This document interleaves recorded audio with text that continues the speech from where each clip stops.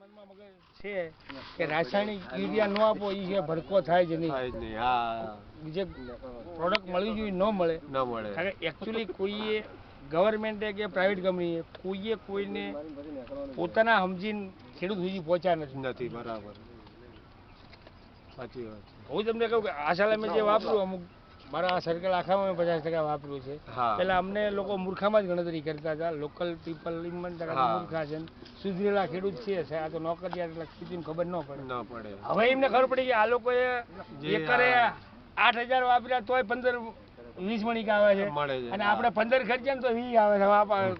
15 ન ખર્ચાય. આવતી વખતે તમારી વ્યય વધે.